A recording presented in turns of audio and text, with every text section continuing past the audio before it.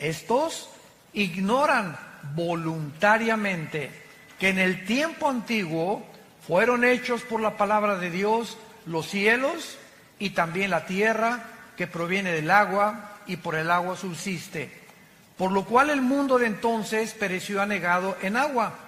Pero los cielos y la tierra que existen ahora están reservados por la misma palabra, guardados para el fuego en el día del juicio y de la perdición de los hombres impíos.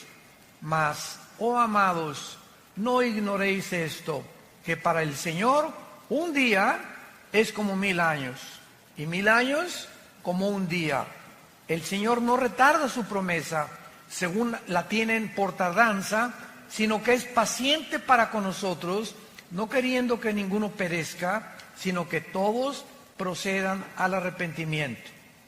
Pero el día del Señor vendrá como ladrón en la noche, en el cual los cielos pasarán con gran estruendo, y los elementos ardiendo serán deshechos, y la tierra y las obras que en ella hay serán quemadas. Puesto que todas estas cosas han de ser deshechas, ¿cómo no debéis vosotros andar en santa y piadosa manera de vivir, esperando y apresurándonos para la venida del día de Dios, en el cual los cielos, encendiéndose, serán deshechos, y los elementos, siendo quemados, se fundirán? Pero nosotros esperamos, según sus promesas, cielos nuevos y tierra nueva, en los cuales mora la justicia. Hagámonos una pregunta antes de desarrollar este tema. Si supiéramos con absoluta certeza que Jesús vendría hoy en la tarde, ¿cómo vivirías? ¿Cambiarías la realidad de tus planes y prioridades y expectaciones? Si respondes que sí, entonces esto quiere decir que necesitas hacer algunos ajustes en tu vida. Porque la realidad es que Jesús sí podría venir ahorita saliendo esta reunión. O podría venir en la noche o podría venir mañana. La Biblia nos muestra que ahora que Jesús venga por la iglesia o por nosotros en el arrebatamiento, que se conoce como la doctrina del rapto de la iglesia, vendrá repentinamente. Y así vino el juicio del diluvio, así fue destruida Sodoma y Gomorra, porque Dios actúa repentinamente cuando estén comiendo y bebiendo y dándose en casamiento. Vendrá de repente y no tendremos jamás en la eternidad otra oportunidad de vivir para Dios. Mientras observamos lo que está pasando en el mundo, como lo hemos visto en el seminario de ayer, el siglo XX fue el siglo donde más descubrimientos científicos y donde más avances tecnológicos el mundo ha desarrollado.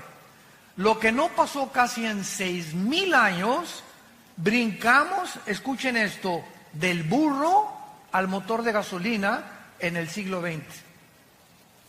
Lo que no pasó en 6000 años ha pasado en el siglo XX. El siglo XX inició con la primera tentativa de volar por los hermanos Wright, norteamericanos. En el siglo XX se fabrica en 1903 el primer coche de gasolina, modelo T, marca Ford, por Henry Ford.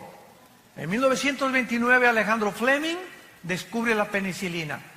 En 1939-40 los doctores Enrico Fermi, italiano, y Oppenheimer, alemán, descubren bombardeando el elemento uranio 235, produciendo la fisión nuclear, para producir la primera bomba atómica que fue soltada en Hiroshima y Nagasaki con 3 o 4 días de diferencia, y entrando el mundo al mundo nuclear.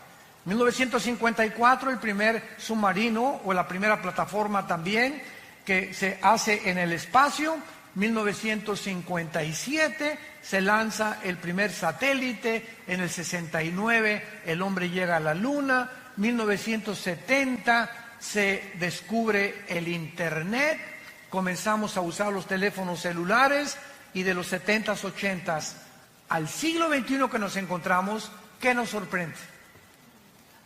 Es impresionante cómo el mundo de repente se abrió la llave del conocimiento y el ser humano subió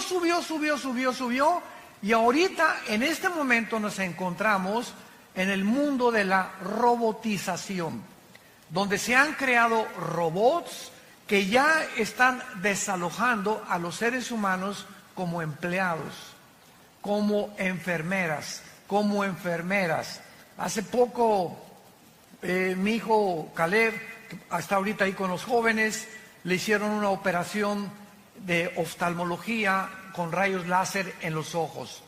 Y me dijo el doctor, usted si quiere, doctor Alducin, puede pasar a través de un vidrio y ver la operación de su hijo. A mí me encantó, nunca había visto esto. Entonces lo pude ver así, a mi hijo lo acostaron y yo creí que el doctor que tenía 80 años, dije que no tenga Alzheimer o que no le mueva la mano porque me lo va a dejar ciego, ¿verdad? No, pero ya eso ya pasó hace muchos años de moda, sino que ahora con una manejita, así con un robot, manejó todo el láser y nomás lo movía, lo apuntó y ¡zum!, ¿verdad? La incisión y todo, impresionante. Él no metió la mano para nada en toda la operación. Un robot le abrió los ojos, se lo puso así, otro le puso quién sabe qué tantas cosas, pero yo salí maravillado de darme cuenta el avance en el que estamos ya llegando. Antiguamente también para abrirte el corazón te abrían una cosa así, ahora ya nomás te abren una incisión de milímetros, te meten una aguja y hacen todo a través de cámaras electrónicas, de pantallas y de una robotización impresionante. Nos encontramos en esa época, pero también nos encontramos en segundo lugar en lo que se llama el transhumanismo.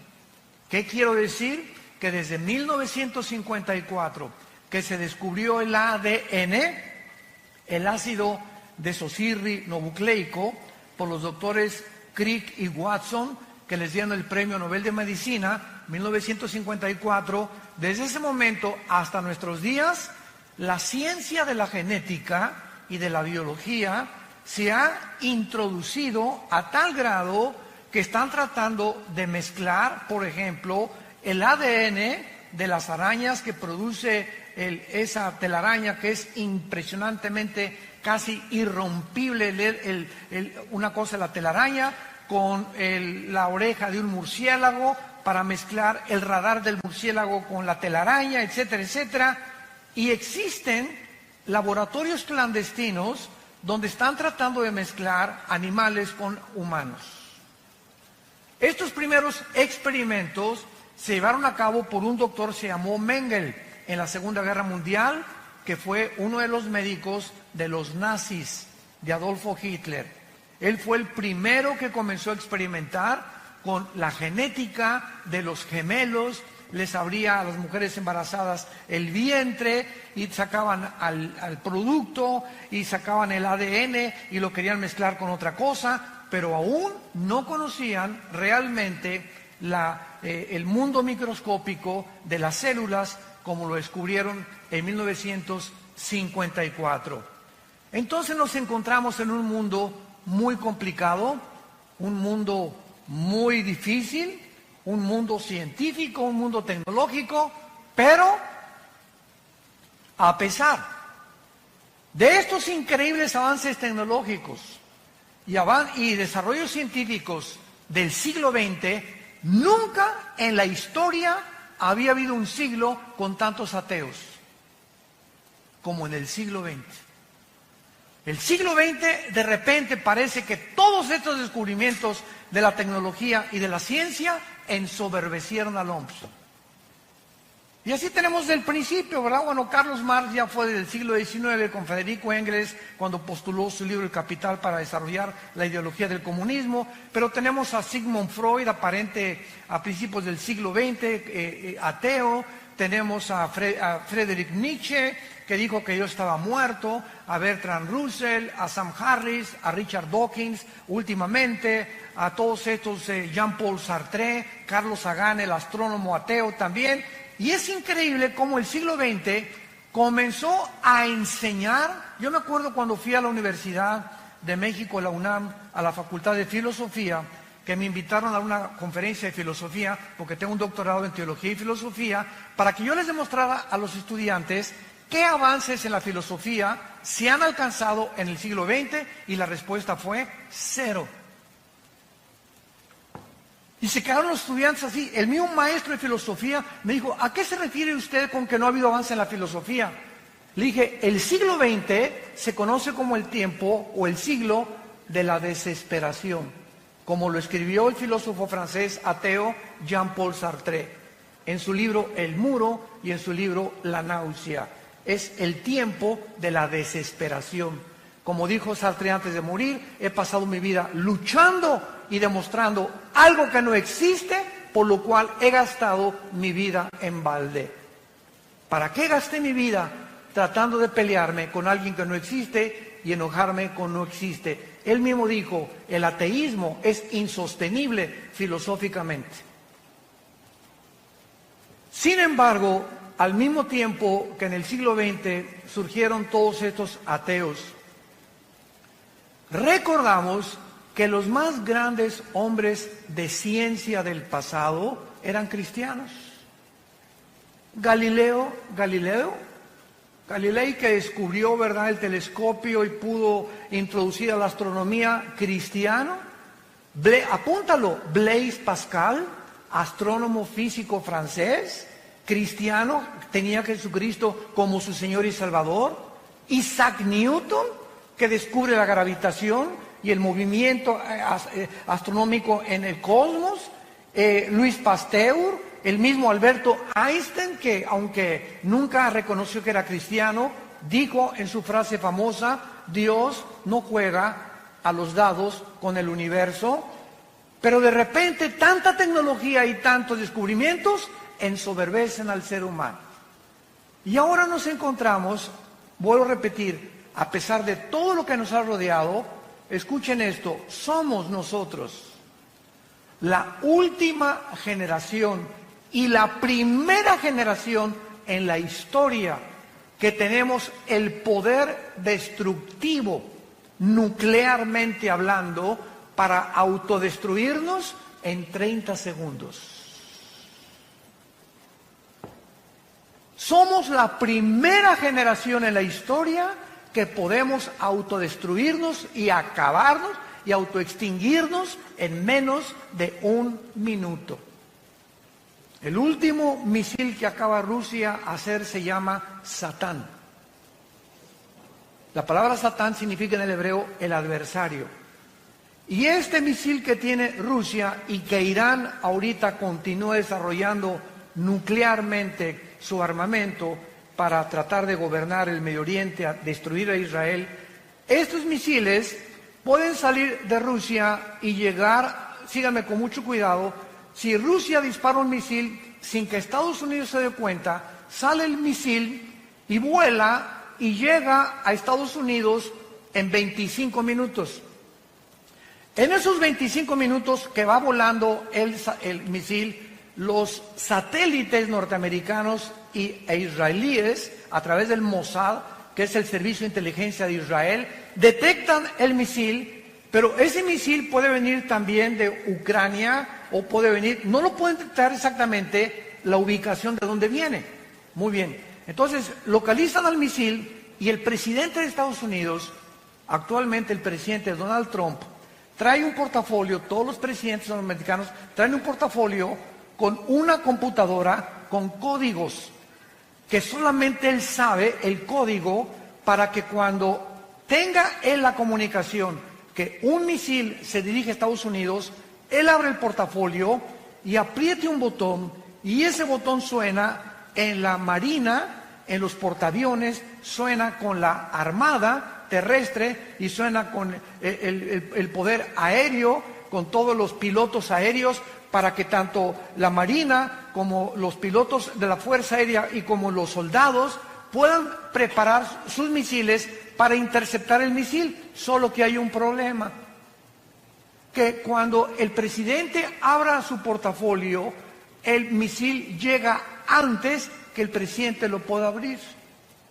Y esto comenzó a suceder en los últimos 8 años en Estados Unidos, cuando el presidente Barack Obama, mandó desnuclearizar y quitar todas las armas nucleares e interceptar y decir que el portafolio era inefectivo. Lo tuvieron que volver otra vez a codificar y ha impedido que Estados Unidos, el escudo que le llaman antimisiles que tienen en Hawái y el escudo antimisiles que tienen enfrente de Nueva York, pueda funcionar con los submarinos Poseidón que están apuntando a Estados Unidos y que tiene cada submarino 6 torpedos nucleares, y un solo torpedo de ese submarino destruye 5 ciudades en 10 segundos. Y están apuntando en el Atlántico y están apuntando en el Pacífico. Basta solamente que algún loco, como ahorita el dictador de Corea del Norte, apriete un botón para desatar una conflagración a nivel internacional nuclear, que de acuerdo a la Biblia, en Apocalipsis 6, versículo 4, el cuarto jinete del Apocalipsis mataría a 1/4 parte de la humanidad. En este mundo nos encontramos un mundo de locos, donde la tecnología nos ha ensoberbecido y donde creemos que el ser humano, a través del humanismo, tiene la capacidad de resolver los problemas que van mucho más allá de nuestra capacidad humana para poder resolverlos. Nos hemos querido convertir en dioses. Este es el mundo que actualmente nos rodea. Y antes de entrar un poco más al tema, ¿por qué Rusia, Irán, Siria y Turquía se acaban de unir?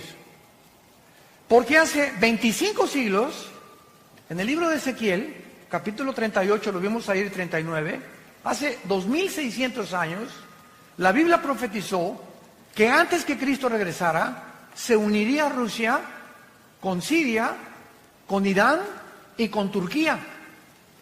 Y estas naciones que la Biblia profetizó hace 2600 años, son exactamente las naciones que han formado un eje en el Oriente para poder controlar el Medio Oriente, donde se encuentran debajo de Arabia Saudita, de Irak y de Irán, casi el 70% de la producción petrolera del mundo. Entonces, el Medio Oriente es una manzana de la discordia. Por eso los ingleses antes de la Primera Guerra Mundial, por eso los árabes después de la Segunda Guerra Mundial, por eso Estados Unidos, por eso todo ha hecho que gire alrededor del Medio Oriente, donde la Biblia dice que comenzó la humanidad y donde la Biblia dice que la humanidad terminará en la ciudad de Jerusalén. Ahí va a terminar la humanidad con la batalla del Armagedón o la Tercera Guerra Mundial. Ahora, Rusia, ¿por qué cuando Trump le dijo a Putin, por favor, déjanos derrocar al presidente Assad de Siria, por qué Rusia lo impidió? Porque Rusia tiene la única base naval en Siria que está a orillas del Mediterráneo. Entonces, si quiere Rusia evitar que por el Mediterráneo se metan sus enemigos, lo harían, y jamás Rusia abandonará a la familia de los Assad, ni tampoco Rusia permitirá, mientras esté Putin, que Siria caiga en manos de otra nación. ¿Por qué se acaba de unir con Irán? El ayatollah Khomeini y el presidente Rouhani de Irán acaban de dictaminar que van a destruir a Israel y que ya tienen los misiles apuntando en contra de Israel. ¿Por qué se unió con Rusia? Porque Rusia tiene a papá China. China ahorita está protegiendo a Corea del Norte y China se hizo amigo también y compadre de Putin, el presidente Xi.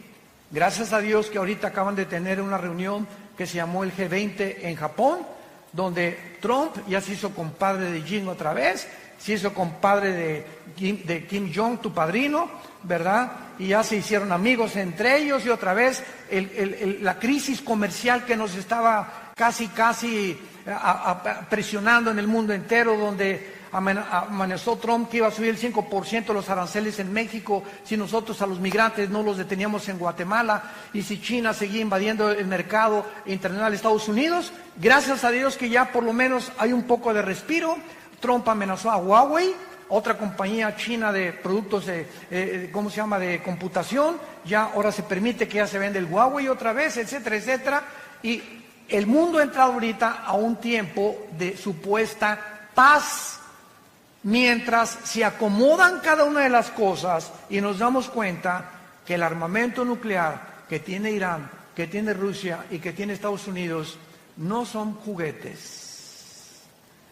Cuando vuelven a armarse las naciones, son para poder conquistar el mundo, que ha sido el sueño de Alejandro el Magno, de Napoleón Bonaparte, de Carlomagno, de Aníbal, de Hussein, de Castro, de todos los dictadores que ha habido, de Gaddafi en Libia, de Mussolini, de Hitler. La historia está permeada de personas ambiciosas por controlar el mundo y tener control sobre los demás.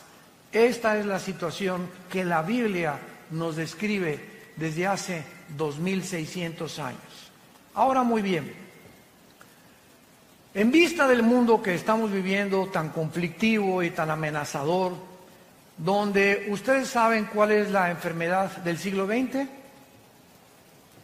no estamos hablando de ataques al corazón, ni el cáncer, ni otras enfermedades que también tienen un índice muy elevado, sino que ahora se acaba de descubrir a través de la Clínica Mayo y el Hospital Hopkins, que son las dos instituciones clínicas más prestigiadas del mundo, hace 2 años y medio aproximadamente, concordaron que el 70% de las enfermedades de los seres humanos, mentales y físicas, tienen un común factor denominador: el estrés.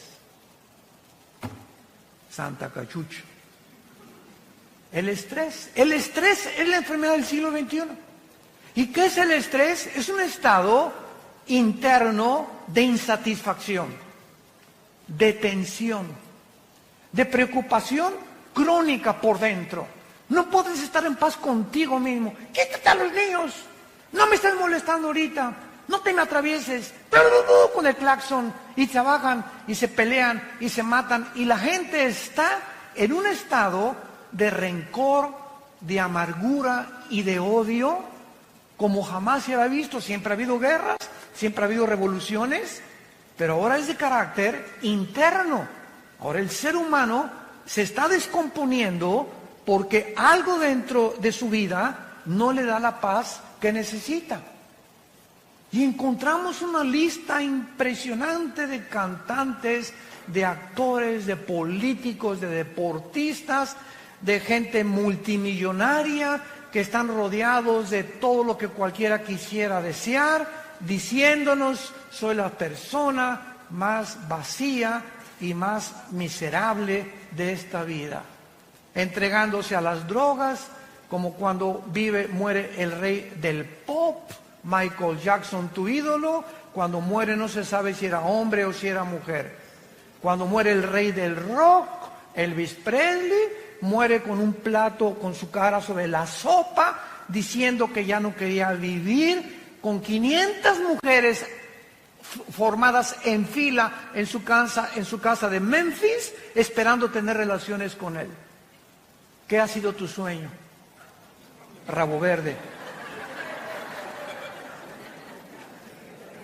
Y todo lo que nosotros pensamos que nos podría dar, o lo que quisiéramos algún día soñar, nos damos cuenta que lo han tenido los seres humanos, como Salomón escribió en el libro de Eclesiastés capítulo 2, a la risa le digo enloqueces, y al placer de qué sirve esto, cuando tenía 800 esposas. Tú nada más tienes una. Tenemos, dijo el otro, ¿verdad?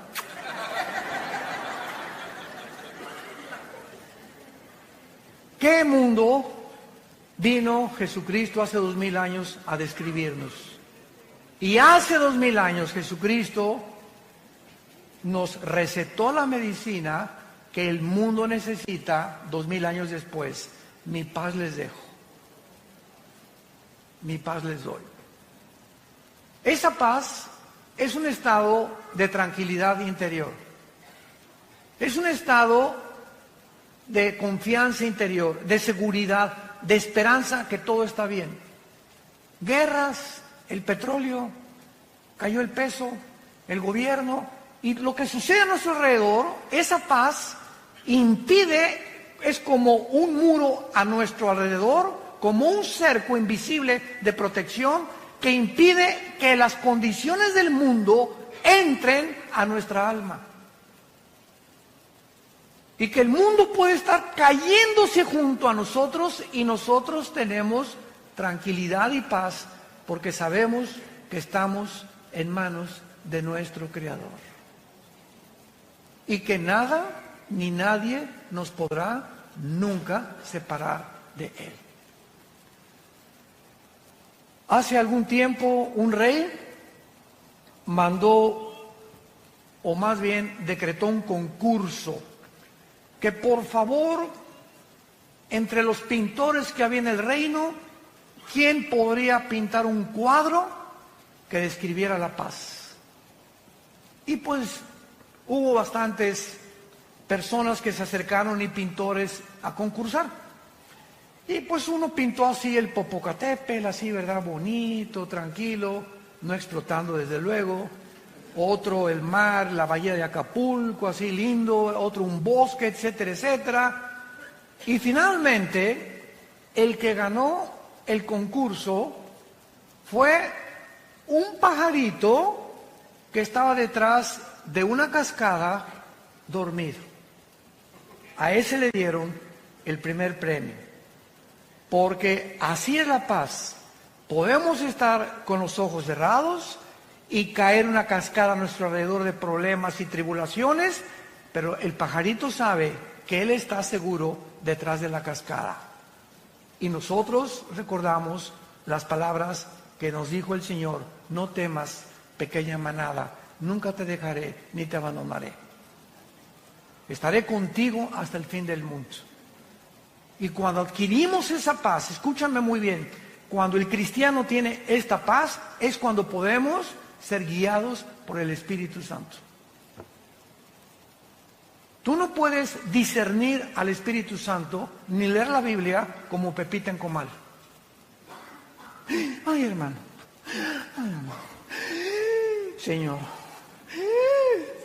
Mire, doña Chole, apláquese,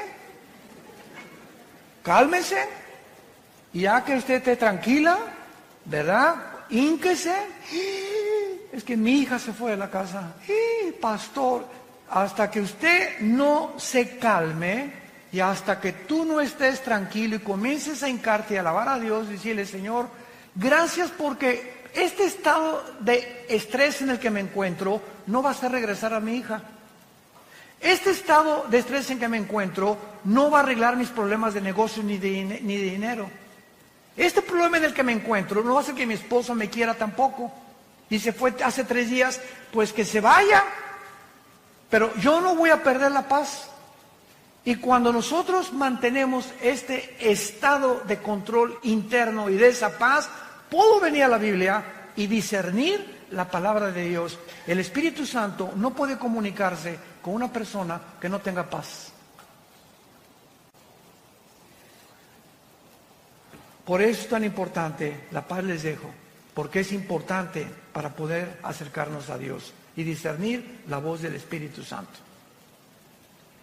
Vamos a 2 de Pedro, nuestro pasaje que acabamos de leer, y vamos a ver de qué manera se relaciona con todo lo que estamos compartiendo. Veamos de qué manera nuestra esperanza y la seguridad que tenemos los cristianos de que Jesús viene por nosotros en cualquier momento Y tu taller de carpintería, tu taller de plomería, tu bufete de abogado, tu consultorio médico, tus propiedades, tus edificios, tus condominios, tus coches y todo lo que hemos nosotros tratado de amontonar en cualquier momento.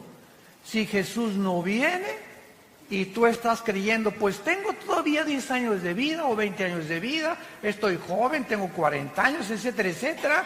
En cualquier momento puedes ir a cualquier clínica y te dice el médico, le acabamos de tener una radiografía, usted tiene cáncer.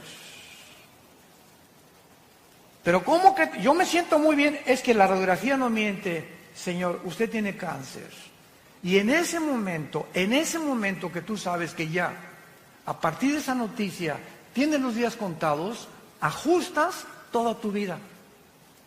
Y te das cuenta que rápido pasó tu vida y que en cualquier momento ya te puedes ir al otro lado, a la presencia del Señor o al infierno, según sea tu condición, y que en ese momento este diagnóstico mueve tus sentimientos, tus emociones, tus negocios y todo.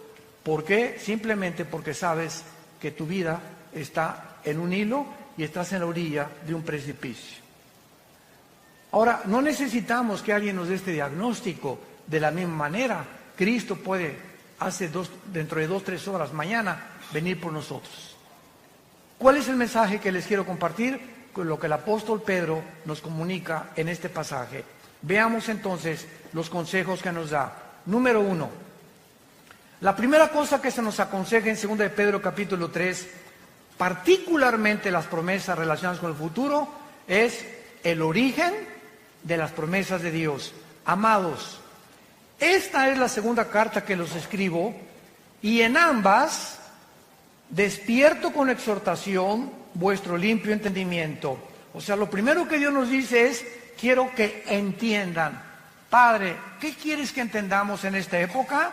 Versículo 2, que tengamos memoria de las palabras que antes nos fueron dichas por los santos profetas y el mandamiento del Señor y Salvador dado por nuestros apóstoles. Lo primero que tenemos que recordar es las promesas de Dios. Nunca te dejaré, nunca te abandonaré. Ten paz. No importa tu destino, tu futuro, las noticias, lo que al mundo le pase. Recuerda las cosas que están escritas en este libro. Veamos, por ejemplo, en el libro de Isaías, capítulo 44, versículos 6 al 8, lo que hace 2500 años aproximadamente Dios nos dijo. Isaías 44, del 6 al 8. Así dice Jehová, Rey de Israel, y su Redentor, Jehová de los ejércitos: yo soy el primero y yo soy el postrero. Yo soy el primero y yo soy el postrero. Y fuera de mí no hay Dios. Y nos pregunta Dios, ¿quién proclamará lo venidero, o sea, el futuro? Lo declarará y lo pondrá en orden delante de mí, como hago yo desde que establecí el pueblo antiguo. Anúncienles lo que viene y lo que está por venir. No tengan miedo, no teman, no se amedrenten. No te lo hice oír desde la antigüedad y te lo dije. Luego ustedes son mis testigos que no hay Dios sino yo. No hay fuerte, no conozco ninguno. Cuando Dios dice, yo soy el alfa y el omega, es la primera letra del alfabeto griego y la última letra del alfabeto griego, el alfa y el omega. Si nos dice Dios, yo soy el primero, y yo vengo a la Biblia y leo Génesis, y veo que los científicos actuales están poniéndose de acuerdo y reconociendo que la descripción de la creación del universo, de acuerdo a los primeros 2 capítulos del Génesis, coincide con la astronomía, coincide con la física, con la primera y la segunda ley de la termodinámica, coincide con la biología y coincide con la paleontología y con la antropología. Entonces comienzo a enfocarme, a darme cuenta que si lo que en la Biblia en el principio es verdad, en el principio, ¿dónde me encuentro yo si Dios es el final? Nos encontramos en medio. Entonces, ¿qué es lo que nos está diciendo Dios? Voltea hacia el pasado y ve todo lo que he escrito en la Biblia. Solo en la muerte de mi hijo en la cruz, 33 profecías se cumplieron, al pie de la letra. Cuando Jesús colgaba en la cruz, se estaban cumpliendo 33 profecías por los profetas hebreos, al pie de la letra. Ahora, si eso en el pasado lo vemos, que se ha cumplido, nos damos cuenta que estas palabras son fieles y verdaderas. Y si yo me encuentro en medio, de la misma forma que se cumplió el pasado y Él es el final, se cumplirá también el final. Por lo tanto, camino hacia el final con confianza en que Dios cumplirá su propósito en mí. Es lo que quiere decir, yo soy el primero y yo soy el último. No tengan ni tengan temor. ¿Quién más puede anunciar el futuro sino yo? Dice el Señor. Esto se refiere, ¿verdad?, a todos los eventos futuros profetizados en el Antiguo Testamento. Por hoy dice el primer consejo del apóstol Pablo: recuerden ustedes las promesas que en el pasado los profetas y apóstoles hicieron, para que ustedes puedan mantener esa paz que es importante para tomar decisiones. Tú no puedes tomar una decisión con quién te vas a casar, qué coche comprar, qué terreno vender, qué cosa hacer, qué negocio llevar, qué medicinas tomarte si no tienes paz. La falta de paz nos hace tomar decisiones equivocadas, de las cuales nos vamos a lamentar el día de mañana. Porque en el momento que tomamos la decisión para casarnos, para comprar ese vehículo, para comprar ese terreno, lo hicimos no con la dirección del Espíritu Santo, lo hicimos en la carne, guiados por nuestras pasiones. Y es cuando nos lamentamos y después le echamos la culpa a Dios por la condición en la que estamos viviendo. En segundo lugar, veamos nosotros en 2 de Pedro capítulo 3, en nuestro pasaje, que dice la Biblia en el versículo 3 y versículo 4, sabiendo primero esto. Es la segunda cosa que Dios quiere que sepamos. Número 1, las promesas de Dios. Número 2, tenemos que saber que en los tiempos que estamos viviendo, o sea, los postreros días que son los nuestros, vendrán burladores. Vendrán burladores. El siglo XX se llenó de ateos. ¿Quién es un ateo? Una persona que se burla de alguien que no existe. Santa María Catarina. Es una persona que se burla o insiste en pelearse con alguien que no existe. Por eso decía Sartre que es insostenible filosóficamente el ateísmo. Entonces vendrían burladores y los vemos, aunque ya son menos, andando según sus concupiscencias. Y estos burladores, dice la Biblia en el versículo 4, van a comenzar a decir: ¿dónde está la promesa de que Cristo va a regresar? O sea, de su advenimiento. Porque desde el día en que los padres durmieron, o sea, todas las cosas en el mundo han sido así. Y dicen, siempre ha habido guerras, siempre ha habido terremotos, siempre ha habido pestas. ¿Por qué dice que son señales de los últimos tiempos? Muy bien. Estas personas querrán atacar las promesas de Dios y de nuestro corazón, y la Biblia les llama burladores. Un burlador, es muy importante, no es la misma persona que tiene dudas. Entonces, hay una gran diferencia entre un burlón y una persona que tiene dudas honestas. La persona que tiene dudas honestas dice lo siguiente: yo no puedo decir que no creo en Dios. Yo no sé, más bien, honestamente, yo no sé si existe Dios. Pero si existe Dios, oh Dios, si tú existes, dame evidencias que tú existes. Y dice la Biblia, me encontrarás y me buscarás con todo tu corazón. Entonces Dios oye a las personas que tienen dudas y que dudan, ¿verdad? Como Job. Job llegó un momento en que todo lo que le pasó en el capítulo 3, dice: Señor, ¿por qué mejor no fui un abortivo? ¿Para qué me permitiste y para qué nací? Para todo este sufrimiento que estoy atravesando. Entonces Job le preguntó a Dios: Señor, ¿por qué no fui un abortivo? Pero vean la diferencia. ¿Para qué me hiciste? ¿Para qué fui un abortivo? Chale.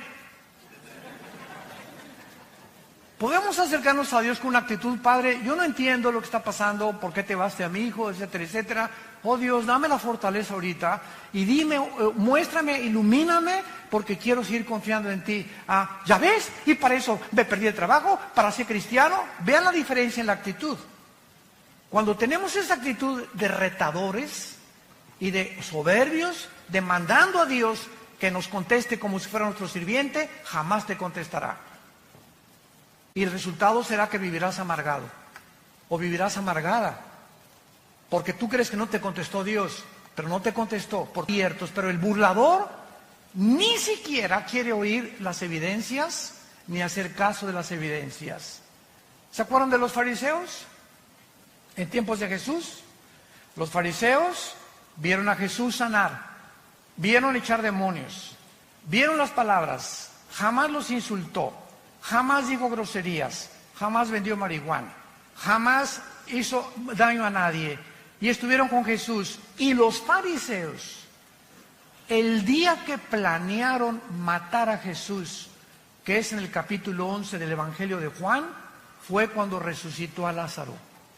El milagro más grande que Jesús hizo, enfrente de casi cientos de personas. Lázaro, 3 días de muerto, donde ya se había descompuesto su carne, la sangre le había dejado de circular, la condición del cerebro, dicen los médicos que a los 20 minutos, ¿verdad?, ya el cerebro se atrofia cuando ya no hay oxígeno, etcétera, etcétera. Y Lázaro tenía 3 días, y dicen que ya hedía, apestaba ya. Pues cuando Jesús dice, Lázaro, ven fuera, el Espíritu llega, se mete a Lázaro y comienza la reconstrucción de sus células, la circulación de la sangre, y sale Lázaro. Era para que cualquiera hubiera creído, ¿no crees? Estás buscando de que si yo veo un milagro voy a creer en Dios. Pues los fariseos vieron resucitar a Lázaro y ese día dijeron, planeamos quitarle la vida. Burladores. Yo me he encontrado con diferentes tipos de ateos y diferentes tipos de personas, como uno les conté hace algún tiempo en una reunión, que saliendo de una conferencia en un hotel en México, en el elevador se acercó un señor así muy retador, me dice, usted es el doctorcito Alducin, ¿verdad? Pero así, ¿verdad? Yo le iba a decir, bueno, ¿y qué te importa, no? Pero no le pude decir eso, me daban ganas, no nos dan ganas a veces. Usted, ¿verdad? Sí. ¿Y en qué le puedo servir, señor? A ver, diga, contésteme. Pero así, a ver, contésteme. Dios es todopoderoso, ¿verdad? Sí, claro, le contesté. Bueno, si es todopoderoso, entonces no tiene poder para destruir al diablo. Y le dije, claro que sí. Y le dije, pero dele gracias a Dios, porque comenzaría con usted. El hecho que Dios no haya terminado con la maldad implica que Dios no quiere que todo mundo sea condenado. Y le dije, el hecho, cuando bajamos el elevador, que usted quiere que le conteste esa pregunta en la actitud burladora en la que usted se me está acercando, no merece que le conteste como yo le contesté. Pero así encontramos tipos de diferentes personas con diferentes actitudes.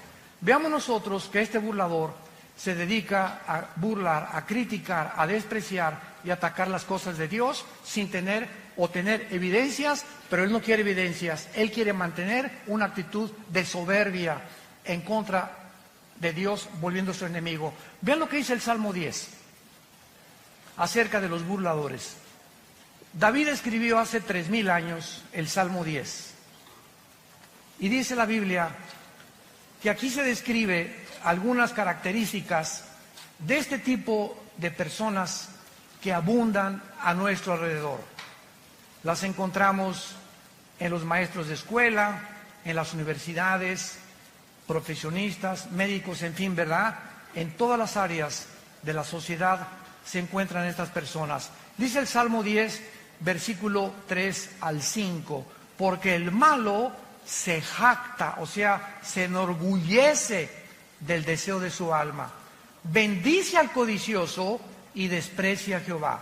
El malo, por la altivez de su rostro, no busca a Dios. No hay Dios en ninguno de sus pensamientos.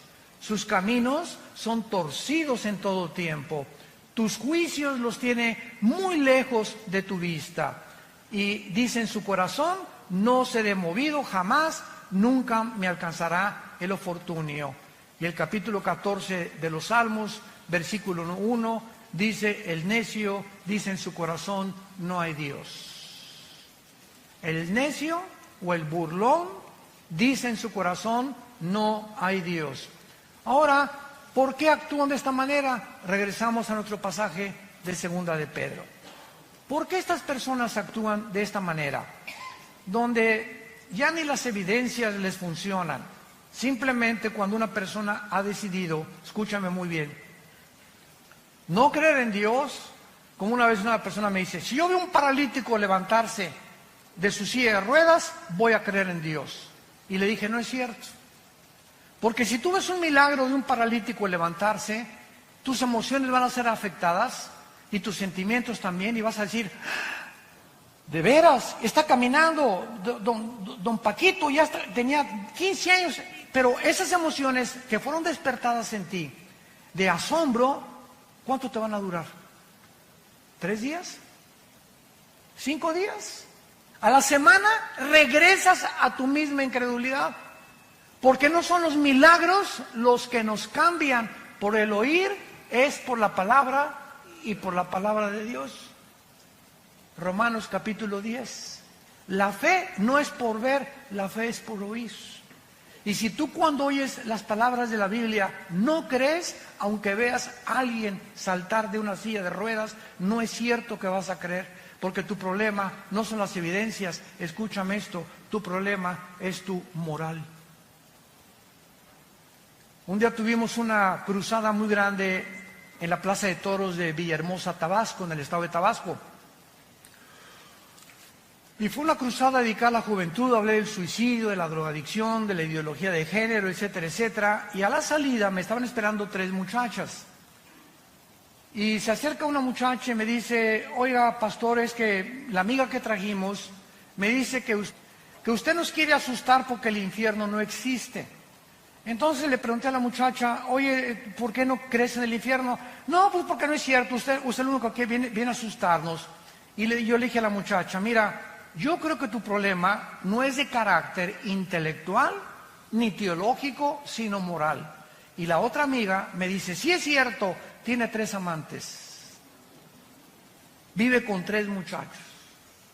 Le dije, ya ves, por eso no crees en el infierno. No es que no creas, escúchame muy bien, es que no te conviene creer. Y así hay cantidad de gente en tu familia, amigos, que les puedes traer, les puedes mostrar, pero no les conviene porque ellos saben muy bien que al enfrentarse ante la verdad y ante la luz los va a desenmascarar. Y el Dios de la Biblia te va a demandar que tú dejes tus pecados, pero no te ordena que los dejes sin su poder. Ellos ignoran que si tú simplemente lo aceptas, Él te dará el poder en el Espíritu Santo para que tú puedas comenzar a vivir una vida nueva. Se llama la gracia de Dios. Entonces mucha gente por eso, por la ignorancia de que creer que pues primero tengo que dejar el adulterio, primero tengo que dejar de ser borracho y lo voy a pensar, y las drogas, y después lo voy a pensar. Voy a tratar de ya no ser homosexual o lesbiana y después acepto a Cristo. La Biblia dice, ven cómo estás. Cuando oigas su voz, no te endurezcas. Ven cómo estás. Ven a la cruz, Señor, soy un homosexual. Señor, soy una lesbiana. Soy borracho, parrandero y jugador. Me dicen el Chapo de la costera Miguel Alemán. No importa, reconoce, es el mensaje glorioso del Evangelio de Jesucristo. Simplemente reconoce tu pecado, que estás mal delante de Dios, que estás mal, que vas en un camino que parece derecho, pero vas a un camino de muerte. Reconócelo y regrésate y dile, Señor, vengo como limosnero ante tu cruz. No tengo nada que ofrecerte, soy un miserable pecador, ten misericordia de mí. Y Dios entra a tu vida. Entra a tu vida y te da el poder para dejar esa vida que tú no podías dejar sin su poder. Si el ser humano pudiera cambiar y dejar sus pecados, ¿para qué murió Cristo? Fue un desperdicio en la cruz. Si se nos diera a nosotros la capacidad para dejar el pecado, ¿para qué murió Cristo? ¿Por qué tuvo que Dios sacrificar a su Hijo? fue el desperdicio más grande de la historia. Pero la Biblia dice que sin derramamiento de sangre no hay perdón de pecados. Sin la muerte de Cristo, Dios no tendría una justificación para poder decirte te perdono. ¿Por qué te va a perdonar? Así nada más porque sí. No es así nada más porque sí. Nos perdona porque su Hijo pagó por nosotros en nuestro lugar. Ahí se cumplió la justicia de Dios para aquel que reconoce que Él es el Cristo, el Hijo del Dios viviente. Estos burladores actúan así, ¿verdad? Porque no quieren que nadie se meta en sus vidas de pecado. La idea de que hay un Dios los llena de pánico, de error, de terror, porque lo que tienen que atacar la verdad de Dios y sus mensajeros. Dice en el Evangelio de Juan capítulo 3, y esta es la condenación, que la luz vino al mundo y los hombres amaron más las tinieblas. Ahí tiene la luz, ahí tiene la verdad. Pero aún cuando está la luz ahí, como los fariseos, ahí está la luz, ahí está Jesús. Sabían que era el santo, que ¿cómo es posible que al hombre más perfecto de la humanidad lo hayamos puesto en una cruz? ¿Cuánto odio contra la verdad y contra la luz? Y dice Juan capítulo 3, y no vienen a la luz porque sus obras son malas y descubiertas por la luz. No les conviene cambiar su vida de pecado.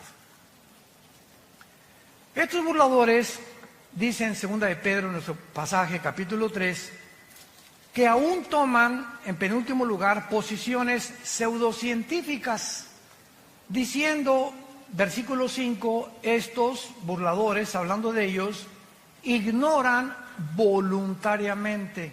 O sea, qué increíble que ellos conozcan e ignoren o están decididos a no conocer. O sea, no quiero meterme a la Biblia, no quiero ir a tus reuniones, no quiero a tus estudios. Voluntariamente no quieren conocer la verdad. Te repito, porque la verdad los va a exhibir y les va a mostrar la luz, y a ellos no les conviene salir de su pecado. Aman más las tinieblas en donde viven que pasar al reino de la luz admirable de Jesucristo. Entonces van a usar también posiciones pseudocientíficas, como diciendo que en el tiempo antiguo todas las cosas han sido iguales desde el principio, que nunca hubo un diluvio universal, que la Biblia está llena de errores, de contradicciones, que son leyendas, etcétera, etcétera. Y como le dije también a una persona en una universidad, un maestro que se me puso al brinco cuando les expliqué a los estudiantes que la teoría de la evolución es anticientífica, antifísica, antibiológica, antigenética. Este maestro comenzó a agredirme, ¿verdad? Y yo le contesté, ¿ha leído usted la Biblia? No, Chepo. ¿Por qué ataca usted un libro? Es que está lleno de errores. Por favor, aquí está la Biblia, muéstreme los errores que usted considera que es una equivocación. Porque cuando usted viene a la Biblia y usted considera que aquí hay una contradicción, el problema no es de Dios, el problema es de su entendimiento. ¿Por qué? Porque los pensamientos de Dios son más altos que los nuestros. Y si me da tiempo a usted explicarle por qué dice esto, le voy a mostrar con la misma Biblia, porque la Biblia no necesita que nadie... Se afirma la existencia de Dios. Él no trata de probar la existencia de Dios. Simplemente tú léela y te das cuenta que es un libro sobrenatural. Que no somos animales, que somos agentes morales, responsables de nuestras acciones, porque si fuéramos animales, como dijo Dostoyevsky, un gran filósofo y literario ruso que fue puesto en el exilio en Siberia, en Rusia, Dostoyevsky dijo esto en su libro: si Dios no existe, todo está permitido. Así de simple. Si Dios no existe, todo está permitido. Bebamos, comamos, ¿para qué le soy fiel a mi esposa? ¿Para qué me mantengo sin robar si el que no tranza no avanza? ¿Para qué soy honrado? ¿Para qué soy honesto? ¿Para qué trato de vivir en mi matrimonio cuando hay 10 mujeres o 15 mujeres mejores? ¿Por qué no tengo hijos por todos lados sembrados? ¿Cortar la mejor flor del ejido donde quiera que yo vaya? ¿Por qué? Porque simplemente hay un Dios que nos dice: vengo a juzgarte en el día del juicio. Y prepárate para encontrarte con tu Dios. Pero si Dios no existe, como una vez Blaise Pascal tuvo una discusión con un ateo. Y el ateo le dijo a Blaise Pascal, oye, pues fíjate que yo no creo que exista Dios. Para mí, después de la muerte, al polvo, y ahí se acabó todo, como los animales. Y le dice Blaise Pascal, el gran filósofo, astrofísico, físico, matemático francés, le dice Pascal a este ateo, mira, si tú tienes razón y no hay Dios, bueno, digo, y acabamos todos en la tumba, pues nos vamos al polvo y no hay ningún problema. Pero si mi Dios tiene la razón y Jesucristo resucitó entre los muertos, ¿qué amulados te vas a llevar? Así que ya sea que tú tengas razón o que yo no tenga razón, yo salgo ganando. Porque si Dios no existe, pues no perdí nada. Pero si Dios existe, ¿qué amulada te vas a llevar? Es un simple razonamiento. O como dijo también Newton, una vez tenía un amigo Newton, Isaac Newton, que era ateo.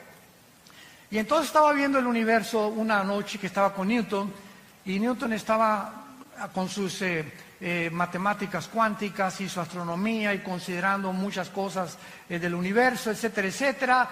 Y le preguntó el ateo a Newton, oye, qué maravilloso universo, ¿verdad? Le dijo, sí, es el diseño y la inteligencia de un Dios. Y le dijo Newton, le dijo el ateo, no me hagas reír. Ahí murió la cosa. Al otro día, Newton lo invita a cenar a su casa. Y Newton tenía en su casa, en su estudio, un universo que él había hecho, así colgó al sol, la luna, las estrellas. Tenía como una sala con una representación del universo. Entonces, llegó este amigo de él a su sala y vio todo esto colgado y le preguntó el ateo, oye, qué bonito, ¿quién colgó todas estas cosas? Y le contestó Newton, se colgaron solas.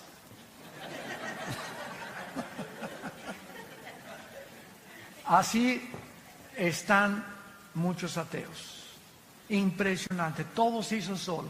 El diseño y la inteligencia vino simplemente de la nada. La materia salió de la nada y la nada nunca produce nada. Entonces, ¿quién produjo, si es que crees en la explosión del Big Bang, una explosión? ¿De dónde salió la materia? ¿Quién produjo la explosión? ¿Quién produjo el universo tan perfecto en el que vivimos? ¿Cómo es posible que las condiciones de la vida en esta Tierra no se encuentren en ninguna galaxia, por lo menos, que hemos nosotros alcanzado percibir a través de los telescopios? ¿Cómo es posible que la circulación de mi sangre, las células, los glóbulos blancos que actúan como los soldados para atacar las defensas de las bacterias y microbios que entran a mi cuerpo, quién programó a los glóbulos blancos para defender mi sangre y a las bacterias que tengo dentro? Y la impresionante complicación que tienen los miles de nervios aquí dentro de mis ojos, mi nervio óptico, que ninguna cámara ha podido realmente. Ahora que yo me acabo de hacer unos implantes en los ojos, me dijo el doctor Armando, en 3 o 4 semanas, ve desde lejos y ves de chiquito, ponte un lápiz y comienza a hacer así, para que los dos ojos comiencen a los músculos a ejercitarse, el oftalmólogo y todas estas cosas que yo estoy platicando. Dije, Dios mío, nunca me había puesto a pensar que mis ojos pueden ver desde muy lejos y desde muy cerca. ¿Quién hace que se enfoque y quién desarrolla este foco que los mismos fotógrafos no han podido desarrollar? Ya no hablemos solamente de eso, de la sangre, de los 3 huesitos que forman los oídos, de nuestra lengua, de nuestros dientes, de nuestro esqueleto, nuestros músculos. Bueno, es impresionante. ¿Cómo puede alguien atreverse a decir, no existe Dios? Nos hicimos de la nada, de las ranas evolucionamos. Y finalmente, terminamos en 2 de Pedro, en nuestro pasaje, y dice el apóstol para terminar. Versículo 8. Mas, oh amados, 2 de Pedro 3:8. No ignoren esto, que para con el Señor un día es como 1000 años y 1000 años como un día. ¿Qué quiere decir? Que para Dios no existe el tiempo. Cuando la Biblia dice en Génesis 1:1, en el principio Dios creó el cielo y la tierra, ¿saben a qué se refiere? Al principio del tiempo, de la materia y del espacio. Antes del principio no existía tiempo, no existía la materia y no existía el espacio. Y ahora la física afirma y confirma que el espacio no puede vivir sin materia o existir o la materia sin el espacio, ni tampoco en el tiempo. Y hasta el siglo XX, Alberto Einstein introduce la 4ª dimensión con su famosa teoría E igual a mc al cuadrado. La energía es igual sobre la masa por la velocidad de la luz al cuadrado, que revolucionó la teoría famosa de la relatividad. Entonces somos cuadridimensionales, que es hacia abajo, hacia arriba el espacio, hacia los lados y el tiempo como la cuarta dimensión. Dios está arriba del tiempo, el espacio y la materia de nosotros. Por eso su nombre es Yahweh. Yo soy el que soy. Para Él no hay el pasado ni el presente. Lo que aquí pasa en 1000 años, desde la eternidad es un día.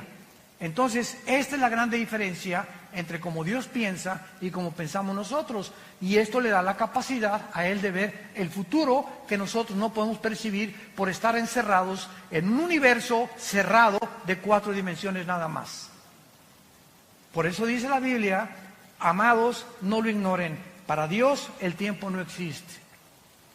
El Señor no retarda su promesa. Ay Dios, ¿por qué no vienes ya y acabar con el diablo, los secuestros, los robos, los crímenes, la ideología de género, la prostitución? ¿Cuántos de nosotros verdaderamente cada noche, no sé tú y cuántas personas, has mojado tu almohada con lágrimas diciéndole a Dios, oh Dios, cuida a nuestros hijos, cuida nuestro matrimonio? Te pedimos por el gobernador de Guerrero. Te pedimos el presidente que tenemos ahorita, dale sabiduría para gobernar México, Señor, pobre México. Por favor, dale sabiduría al gobierno.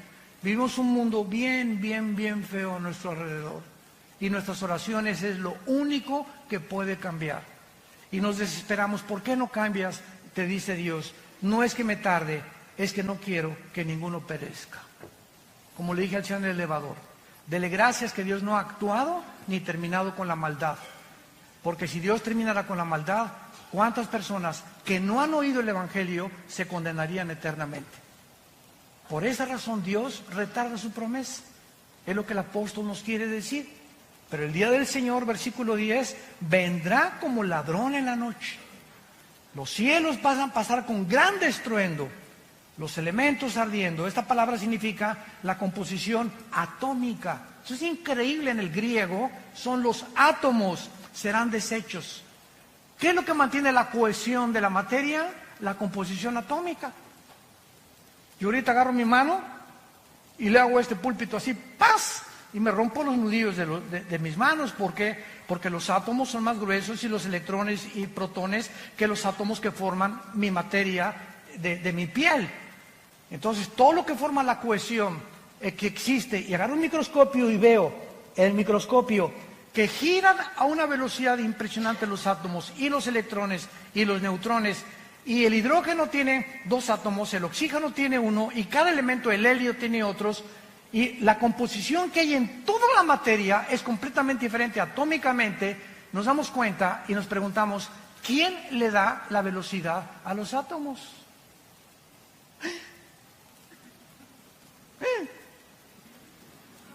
¿Quién les hizo así a los átomos? Están violando una ley física, que dice la física, que si yo hago una canica y le hago así a la canica, sale disparada la canica y la velocidad de la canica es proporcional a la fuerza que yo le aplico. Si agarro una flecha y la disparo con un arco, sale la flecha y la flecha tiene que caer en una parábola. Un balazo, sale la bala y la bala tiene que caer. ¿Por qué? ¿Por qué no se mantiene la flecha continuamente volando, o la bala continuamente volando, o mi canica continuamente volando? ¿Por qué? Porque se tiene que detener. ¿Por qué la Tierra sigue girando sobre su rotación? ¿Por qué no se detiene? Pregúntale a tu maestro ateo.